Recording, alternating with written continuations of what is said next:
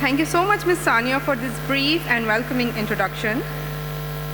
First of all, good afternoon to all my guests, fellow faculties, and all my student midwives. Very welcome. हमारी आज का जो presentation है वो actually fistula पर है. फिस्टूला जो है basically हम में से काफ़ी सारे लोगों में मिसकॉन्सेप्शन है कि फिस्टूला जो है सिर्फ और सिर्फ ऑब्जेंगाइनिस में ही होता है. ऐसा है? आपने अब तक क्या सुना था और क्या पता है कि और फिस्टूला क्या होता है? मेरा क्वेश्चन आपसे क्या था? मेरा क्वेश्चन आपसे ये था कि फिस्टूला क्या है. मैंने नहीं कहा कि ऑब्स्टेट्रिक फिस्टूला क्या है, मैंने नहीं कहा कि जेनिटल फिस्टूला क्या है. मेरा सवाल सिर्फ इतना था कि व्हाट इज़ फिस्टूला.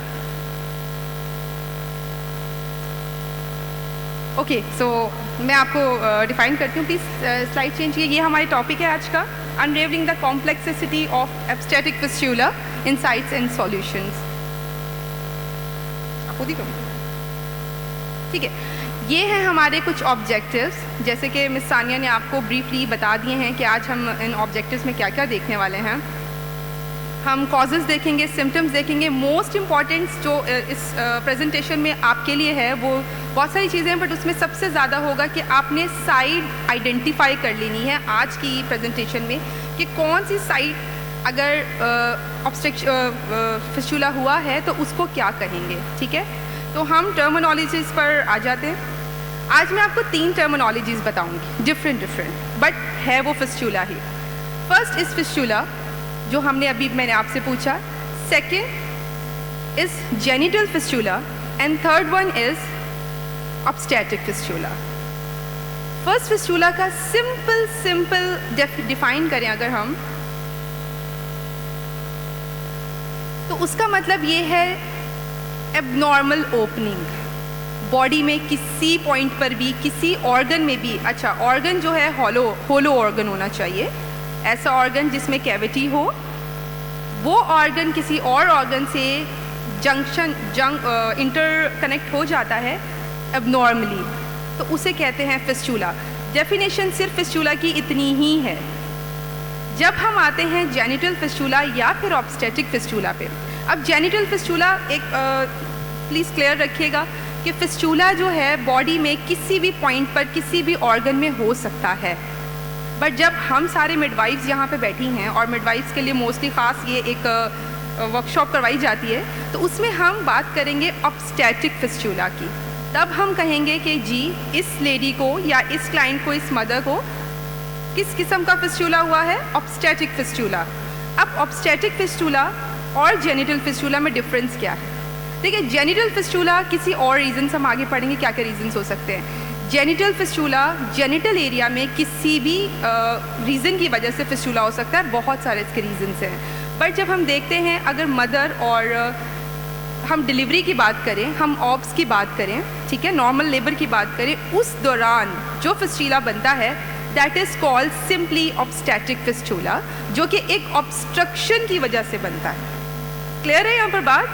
ये चीज़ बहुत इंपॉर्टेंट है हमें क्लियर करने की कि fistula, genital fistula and obstetric fistula तीनों कनेक्टेड ही हैं, बट उनकी डिफ्रेंशिएट किस तरह से किया जा सकता है, इसमें यही चीज़ बताई गई है. आपको एक पिक्चर दिखाती हूँ मैं. इस पर हम ज़्यादा बात करेंगे कि ऑब्स्टेट्रिक फिस्टूला किस तरह से हम आइडेंटिफाई करेंगे. ठीक है,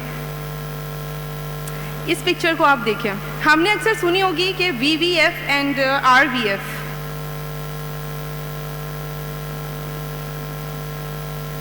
VVF vesicovaginal fistula and RVF rectovaginal fistula. जो हमने अभी एक खाका देखा, एक रोल प्ले देखा है, उसमें इन दो का जिक्र किया गया है. बट बाज़ोकात आपने सुना होगा इससे मल्टी फिस्टूलाज भी हैं, ऑब्स्टेट्रिक फिस्टूला.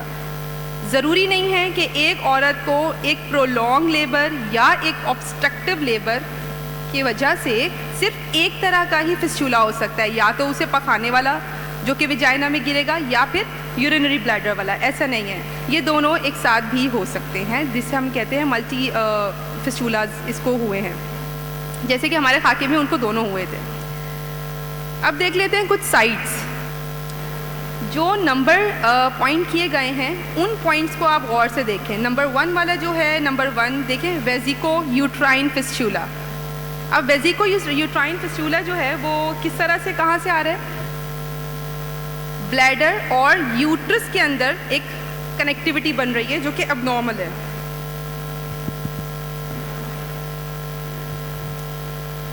इसको देखें, ठीक है, ये वाला एरिया जो है ये एबनॉर्मली कनेक्ट हो रहा है, टिश्यू डैमेज हो रहे हैं, किससे? यूट्रस से। नॉर्मली ऐसा नहीं होता और ऐसा होना भी नहीं चाहिए, ठीक है। तो इसे हम कहेंगे vesico uterine fistula. Then second point है हमारे पास वेजिको विजाइनल फिस्टुला, जिसे हम VVF कहते हैं। सेकंड पॉइंट है हमारा ये ब्लैडर से कहाँ पर जा रहा है? ये कौन सा एरिया है? यहाँ तक यूट्रस ख़त्म है, ये ओस है। यहाँ से आगे जो है ये कौन सा एरिया है? ये वेजाइनल एरिया, ये इस्थमस का एरिया जहाँ तक मैं पता है, ठीक है। तो यहाँ पर मोस्टली जब हम डिलीवरी हो रही होती है तो बेबी का हेड जो होता है यहाँ आकर कुछ ज़्यादा टाइम तक स्टे करता है। बट अगर वो प्रोलॉन्ग हो जाए अपने नॉर्मल लेबर से तो क्या होगा? ये होने के चांसेस हैं। अच्छा, हम ये नहीं कह सकते कि हर एक को हो रहा है, बट प्रोलॉन्ग का मतलब क्या है? नॉर्मल रेंज से बहुत ज़्यादा प्रोलॉन्ग हो जाएगा। फॉर एग्जाम्पल जैसे हमने अपने रोल प्ले में क्या देखा था, कितने घंटे हुए थे? 24 घंटे, क्योंकि 8 से 18 तो नॉर्मल प्राइमरी ग्रेविडा में रहता है, ठीक है। बट जहाँ वो 24 घंटे हुए, 24 घंटे से और टाइम पहुँचने में भी टाइम लगा होगा। उस दौरान जो बेबी वहाँ पर स्टक रहा है, उसका हेड स्टक रहा है, उसने टिश्यूज़ को क्या किया है? नेक्रोसिस, जिसकी वजह से टिश्यू डैमेज हुआ और एक एबनॉर्मल कनेक्टिविटी बन गई। तो ये इस तरह से कुछ होता है, ठीक है। थर्ड वन है हमारे पास यूरिथ्रो विजाइनल फिस्टुला। अब ये थर्ड पॉइंट पर देख लें, ये यूरिथ्रो है जो हमारी पेशाब की ब्लैडर से यूरिथ्रा है, उससे इंटरकनेक्शन हो जाता है विजाइनल में, जिसकी वजह से यूरिन जो है वो विजाइना में गिरने लगता है, ठीक है। And the last one is recto vaginal fistula. अब रेक्टम आपको यहाँ बैक साइड पर नज़र आ रहा होगा, ब्राउन कलर का, ठीक है। ब्राउन कलर का क्योंकि वो विजाइना से ही आसपास है, ये सारा हमारा जेनिटल एरिया है और इसमें ही बेबी का जो हेड होता है वहाँ पर आकर स्टे करता है।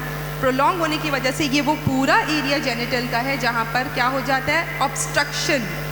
ऑब्स्ट्रक्शन की वजह से ऑब्स्टेटिक फिस्टुला हो जाना, that is VVF and RVF जो हमने अभी पढ़ा, ठीक है। यहाँ तक सबको क्लियर है?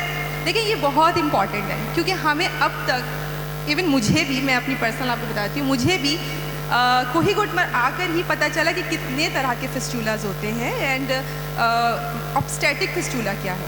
तो इट्स ओके, सबको नहीं पता होता और ये प्रेजेंटेशन बेसिकली इसीलिए कि आप सबको पता हो और आप दूसरों की हेल्प कर सकें और यहाँ तक तो पहुँचने ही ना दें, फर्स्ट ऑफ ऑल। नेक्स्ट हम बात कर लेते हैं कुछ प्रिवलेंस रेट्स की। तो सबसे ज़्यादा जो केस रिपोर्ट हुए हैं वो हैं हमारे अफ्रीका में। अफ्रीका के अंदर आप सबको पता है कि पॉवर्टी का रेशो बहुत ज़्यादा है, जिसकी वजह से वहाँ ये हमारा फिस्टुला का रिपोर्ट्स भी बहुत ज़्यादा केसेस हुए हैं। तकरीबन कितने हैं? 6,54,000 to 35 लाख। ये एक बहुत बड़ा रेशो है और ये 2023 में ही रिसेंट इस पर रिसर्च हुई है, केस रिपोर्ट्स हुए हैं।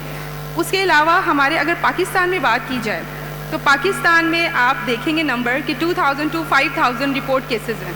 अब आपको ऐसा नहीं लग रहा कि ये बहुत कम है? क्या ये वाकई ही कम है? आपको ऐसा लगता है? एग्जैक्टली, केसेस बहुत हैं बट हमारे पास रिपोर्टिंग सिस्टम अच्छा नहीं है, हमारे केसेस रिपोर्ट नहीं होते। ऐसे रिमोट एरियाज़ हैं जहाँ पर माँ इस तरह से मर जाती हैं और उसको रिपोर्ट नहीं किया जाता, जिसकी वजह से रिपोर्टिंग नहीं है। ऐसा नहीं है कि फिस्टुला के केसेस नहीं हैं। तो हमारी, मुझे लगता है अगर रिपोर्ट निकाली जाए तो हमारा बहुत ज़्यादा रेशो रहेगा फिस्टुला के लिए। उसके अलावा हर साल जो है 2 million young womens are estimated living with untreated obstetric fistula और अराउंड 50,000 to 1 लाख जो है world wide newly cases affected होते हैं। ये WHO ने 2018 में केस स्टडी की थी, जो कि हर साल तकरीबन 50 से 1 लाख तक जो हैं रिपोर्ट होते हैं न्यू केसेस। ये हमारा एक ओके। अब इसकी कॉजेज़ क्या हैं? अभी जो हमने रोल प्लेस देखे हैं उसमें हमें कॉजेज़ काफ़ी सारे क्लियर हो चुके हैं, बट अगर हम ऑब्स्टेटिक की बात करें तो सबसे main and most common cause ही क्या है? Prolong labour. अगर लेबर में ताख़ीर होगी और बेबी ज़्यादा देर तक अंदर वेजाइना में रहेगा तो ये होने के फुल ऑन चांसेस हैं, और यही होता है, यही होते हैं। ठीक है, मोस्टली हमारे पास जो वुमेन्स आ रही होती हैं फिस्टूला के साथ, वो इसी रीज़न से आ रही होती हैं कि हम पहुंच नहीं पाए या हमें पता नहीं था कि हमें कहाँ जाना है, तो इस वजह से वो काफ़ी डिले हो जाता है। और 3 डिलेज़ जो हमने देखे, वो 3 डिलेज़ भी लिंक करता है किसको, फिस्टूला, ऑब्स्टेटिक फिस्टूला को।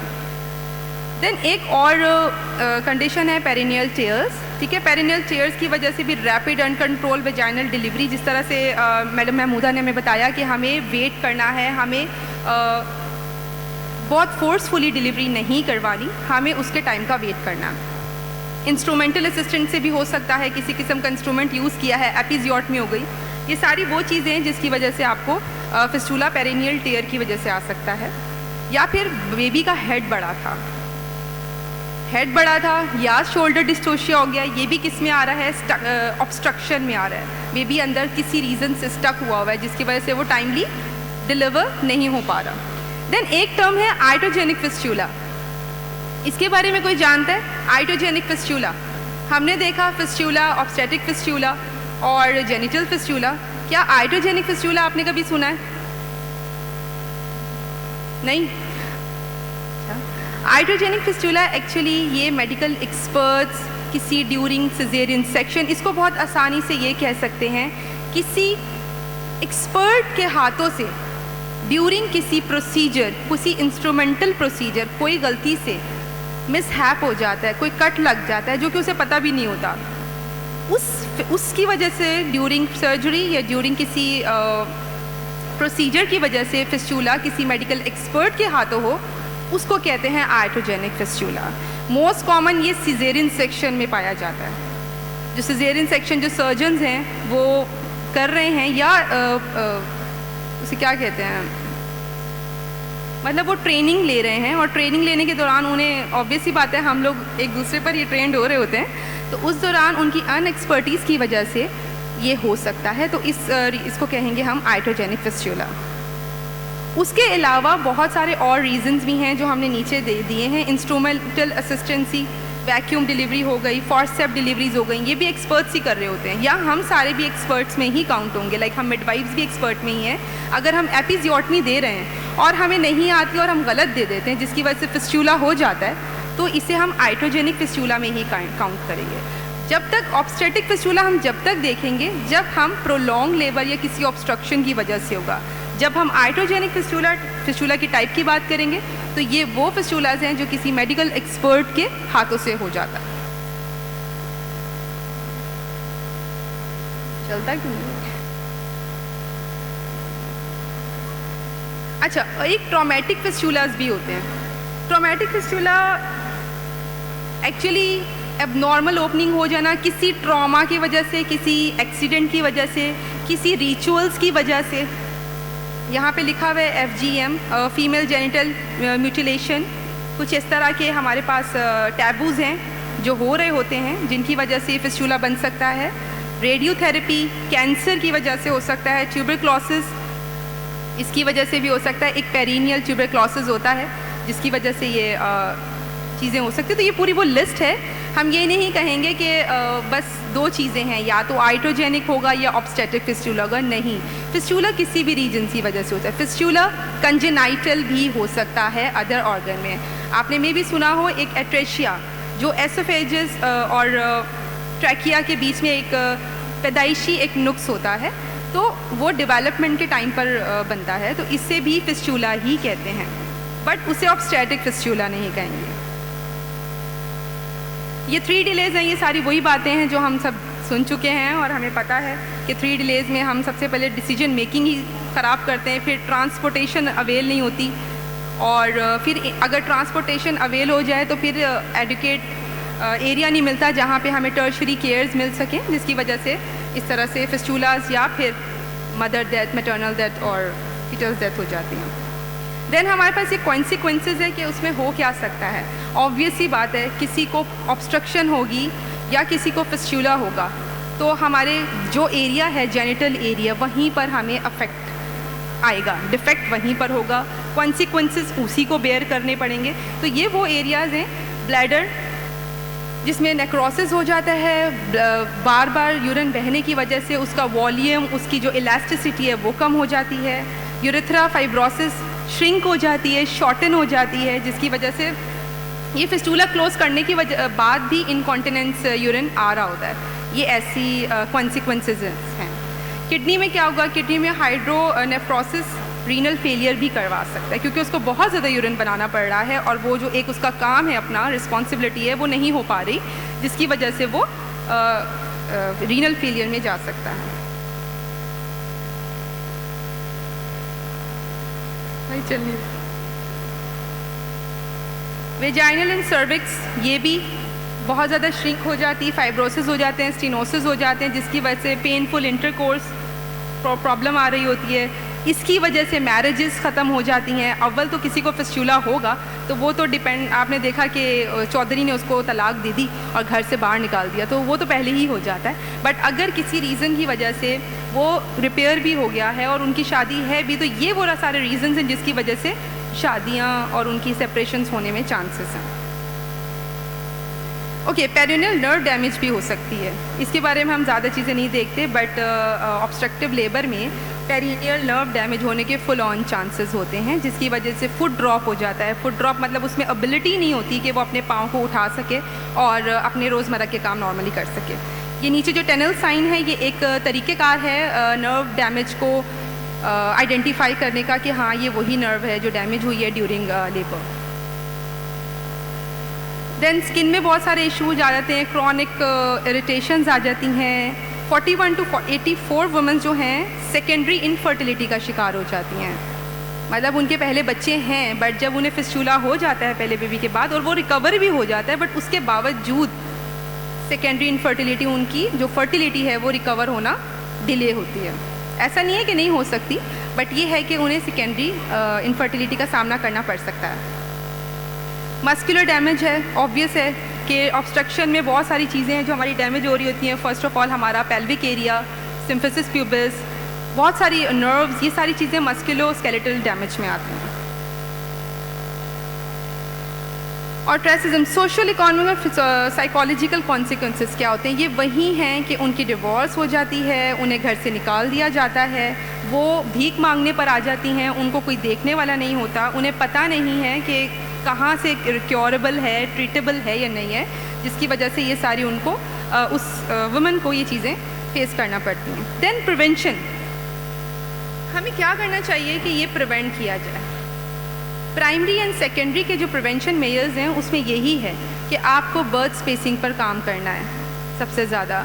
कॉन्ट्रासेप्टिव्स पर हमें बहुत ज़्यादा काम करने की ज़रूरत है, ये एजुकेट करने की ज़रूरत है। बट टर्शरी प्रिवेंशन में ये कि मोर एडवांस्ड ऑब्स्टेटिक केयर, ये हमारी बात है कि हमें अपने स्टूडेंट्स को, हमें अपनी मेडिकल टीम को बहुत ज़्यादा कॉम्पिटेंट और एडवांस बनाने की ज़रूरत है ताकि ये प्रॉब्लम वहाँ तक पहुँचे ही ना।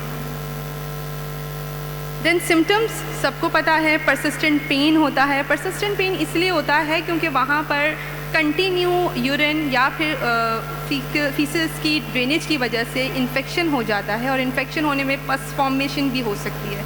ये चीज़ें हम नहीं देखते, हमें सिर्फ पता होता है कि ये फिस्टूला की लेडी है, बट उसके साथ क्या इतने प्रॉब्लम्स हैं ये हमें पता भी नहीं होते कि ये सब अंदर चल रहा है। तो इन्फेक्शन होता है, नॉर्मल ड्रेनेज है जो हमें पता है, रिकरेंट इन्फेक्शंस हैं एंड फंक्शनल इम्पेयरमेंट है। ओके, इसको हम डायग्नोज किस तरह से कर सकते हैं? इसको डायग्नोज जो है एंडोस्कोपी प्रोसीजर्स हैं हमारे पास, और लेबॉर्ट्री टेस्ट हैं जिसके अंदर CBC, डाई टेस्ट होता है, एक बेरियम टेस्ट होता है, ब्लैडर के अंदर डाई डाली जाती है और फिर वो जहाँ से भी पास आउट होगी तो पता चल जाता है कि ये एरिया जो है वो डिफेक्टेड है। उसके अलावा एक फिस्टूलोग्राम है जो कि एक एक्सरे है जो डिटरमिन करता है कि number and sizes of fistula. Fistulogram एक टेस्ट है जिसको करवाने से पता चलता है कि इसको मल्टी फिस्टूला है, अगर है तो उसका साइज़ क्या है और वो किस पॉइंट पर। तो ये सारे हमारे डायग्नोस्टिक प्रोसेस हैं। देन ट्रीटमेंट के अंदर इसकी ट्रीटमेंट सबसे इम्पॉर्टेंट सर्जिकल ही है। इसे सर्जिकल के थ्रू ही रिपेयर किया जा सकता है, इसे काउंसलिंग के थ्रू रिपेयर नहीं कर सकते। बट सर्जिकल इंटरवेंशंस के साथ हमें मेडिकल इंटरवेंशंस और nutrition support and most important counselling.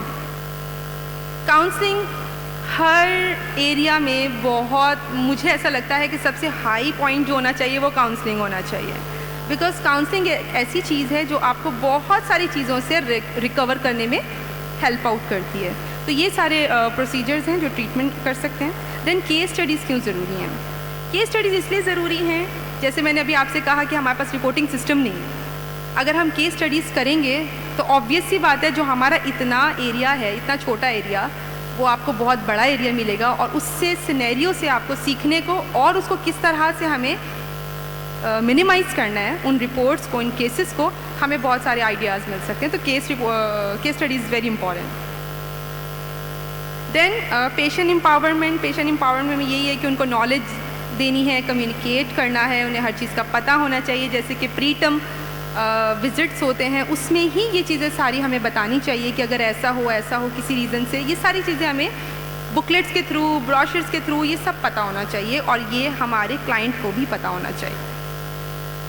Then collaborate care and approaches, ये हम सब मिलकर ही कर सकते हैं।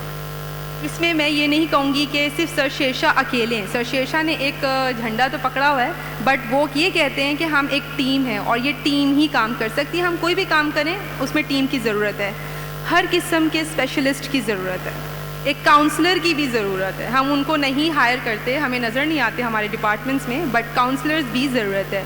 इन सबको मिलकर एक ऐसी चीज़ डेवलप करनी चाहिए जो उनके लिए बहुत हेल्पफुल रहे, और ये साथ मिलकर ही हो सकता है। Then this is the conclusion आपके सामने है। सारी आपने 3 डिलेज देखा, आपने रोल प्ले देखा, एंड कंक्लूजन ये आया था कि हमें क्या क्या करना चाहिए, क्या क्या नहीं करेंगे तो हम इस चीज़ से बच सकते हैं। तो ये कंक्लूजन है, हमें इनोवेटिव रिसर्चेस करनी चाहिए, कोलैबोरेट होना चाहिए। जितनी सारी मैंने आपसे बातें की हैं सारी हमारी इंक्लूजन में आती है। अगर हम ये सब करते हैं तो हम फिस्टूला जैसी, ऑब्स्टेट्रिक फिस्टूला जैसी बीमारी ही है और बहुत बुरी बीमारी है, बचा सकते हैं दूसरों को भी, और अगर इसकी नॉलेज हमें होगी तो हम दूसरों की हेल्प करने में बहुत ज़्यादा आसान हो जाएगा। ये रेफरेंसेस हैं, एंड थैंक यू।